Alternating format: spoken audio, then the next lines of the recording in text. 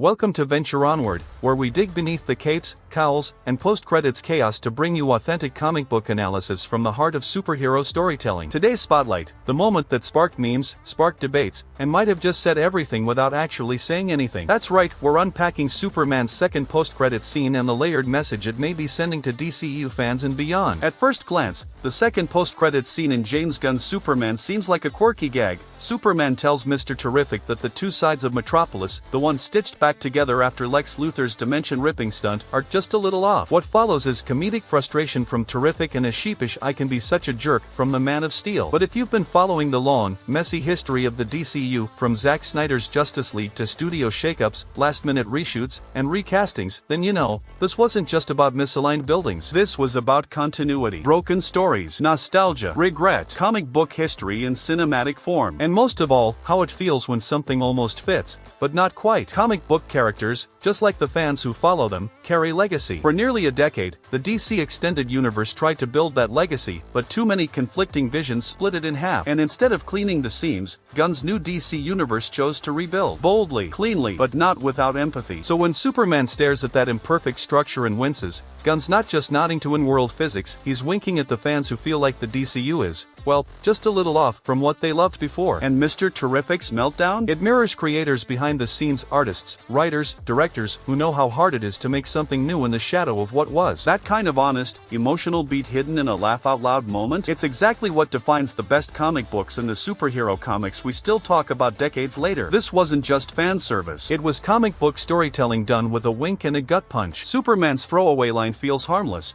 until you realize what's really being said. You're right, this isn't perfect, but it's ours now. In a world of endless MCU fan theories, Marvel Studios updates, and the constant stream of Marvel Cinematic Universe crossovers, DC Studios is staking its own claim, one that doesn't apologize for not being Marvel, or even the DCEU. And with this single scene, Gunn has reminded us that DC Comics adaptations can be funny, flawed, and still meaningful. Please subscribe, like, and click the notifications for more deep dives into the DC Universe, breakdowns of Marvel Studios Phase 5, comic book reviews, and the emotional moments that define the graphic novels we love. We don't just chase rumors, we chase meaning. This has been Venture Onward, where stories aren't just saved, they're rebuilt, one imperfect panel at a time.